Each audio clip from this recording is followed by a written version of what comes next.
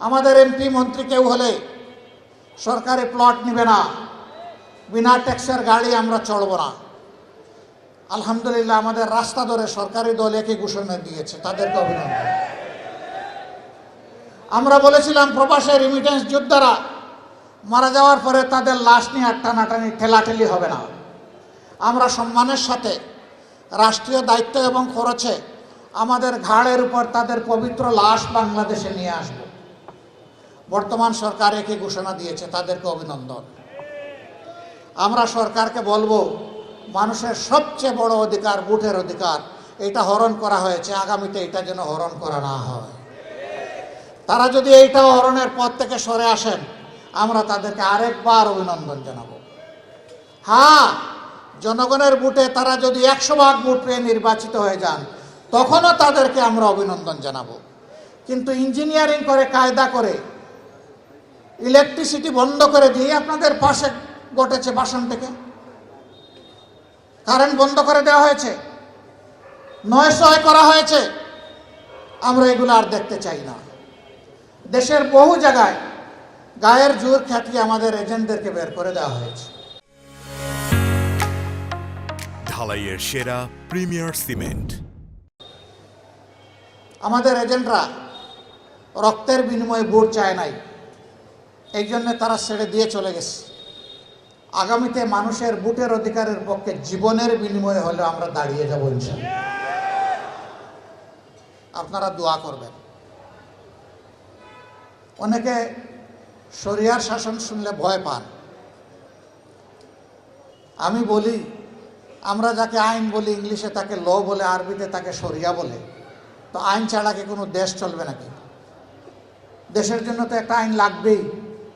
সেই আইনটা হতে হবে সবচেয়ে ভালো আইন।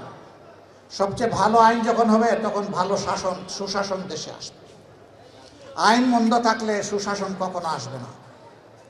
এই পবিত্র রমজানের মাসে আমরা সরকারি দলের প্রতি আরেকটা আহ্বান জানাই, কমপক্ষে চাঁদাবাজিটা বন্ধ করে।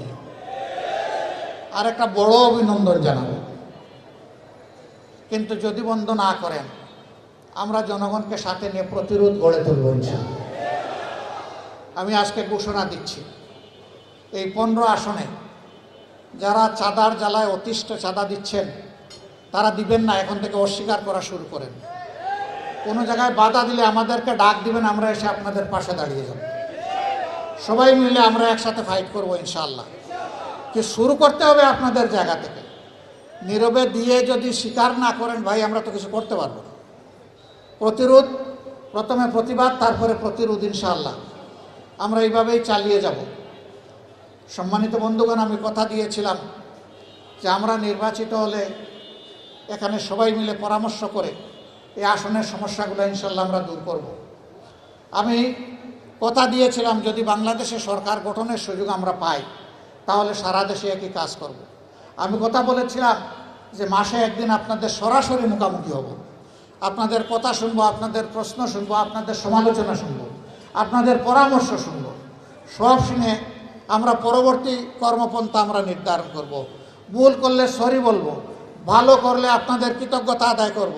ওই ভালোটা আপনারা ভোট দিয়েছিলেন বলে আমরা করতে পারছি না, হইলে আমরা পারতাম না। এটা আপনাদের হক, আপনাদের কাছে কৃতজ্ঞ থাকা আমাদের দায়িত্ব। ইনশাআল্লাহ নারী পুরুষ নির্বিশেষে এই আসনে আমরা একযুগে আসনটাকে সুন্দর, পরিচ্ছন্ন একটা মডেল আসন হিসাবে গড়ে তোলার জন্য আমরা চেষ্টা করব। আপনারা যেমন পাশে ছিলেন তেমন পাশে থাকবেন, আমাদের জন্য দোয়া করবেন। আমরা যেন অনাচার, অন্যায়, দুর্নীতির সাথে নিজেরাই জড়িয়ে না পড়ি, আমাদের একজন সমর্থকে যেন জড়িয়ে না পড়ে।